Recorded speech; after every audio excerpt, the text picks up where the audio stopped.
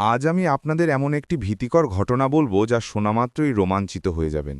এই ঘটনা সত্যিই ঘটেছিল এক দম্পতির সঙ্গে, যারা নিজেদের নতুন বাড়িতে এসে বসবাস শুরু করেছিল। বাড়িটা ছিল পুরনো, ভিক্টোরিয়ান স্টাইলে নির্মিত।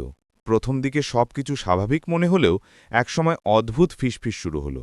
ধীরে ধীরে সবকিছু যেন নিয়ন্ত্রণের বাইরে চলে গেল। চলুন শুনি এই ভয়ানক অভিজ্ঞতার সব কাহিনী। রিয়া আর অর্ণব দম্পতি, তাদের জীবনের নতুন অধ্যায় শুরু হয়েছিল এই পুরনো ভিক্টোরিয়ান বাড়িতে। বাড়িটা কিনে তারা বেশ খুশি ছিল। প্রথম 2 সপ্তাহ কাটল খুব সাধারণভাবে। তবে একদিন সন্ধ্যার পর অদ্ভুত কিছু শুরু হলো। প্রথমে শুধু অল্প ফিসফিস আওয়াজ ছিল।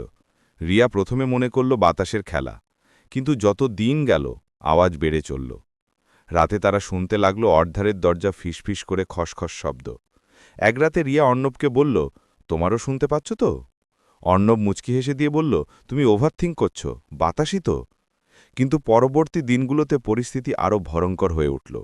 একদিন তারা খুঁজতে গেল দরজার পেছনে। দেখতে পেল এক পুরনো ফোনোগ্রাফ। ছবির পেছনে লেখা ছিল অদ্ভুত অক্ষরে, আমি এখানেই আছি, ফিসফিস করব যতদিন তুমি আমাকে মুক্তি দেবে। রিয়া ভয় পেয়ে গিয়েছিল। তারা বাড়ির ইতিহাস খুঁজতে শুরু করল। জানতে পারল এই বাড়িটা আগে এক কবি কালিদাসের ছিল।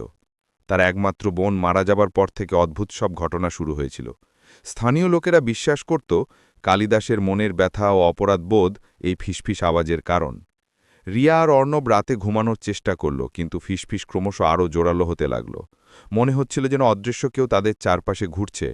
ফিসফিসের শব্দে তারা বুঝতে পারল কেউ তাদের নাম ডেকছে, রিয়া, অর্ণব। কিন্তু চারদিকে নীরবতা।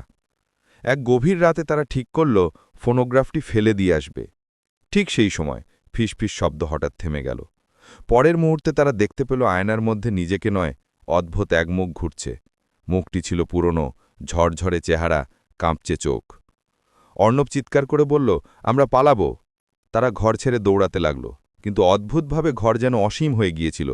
অরণ্যপূর্ণ ছায়া তাদের পথ আটকে দিল। পরদিন সকালে স্থানীয় পুলিশ এসে বাড়িটা খুঁজতে শুরু করল। তারা কেবল রিয়া আর অর্ণবের খালি ফোনোগ্রাফ পেল। কোথাও তাদের কোনো নিঃশেষ চিহ্ন ছিল না। এই ফোনোগ্রাফটি এখনও সেখানে রয়েছে, সেই অর্ডারের পাশে।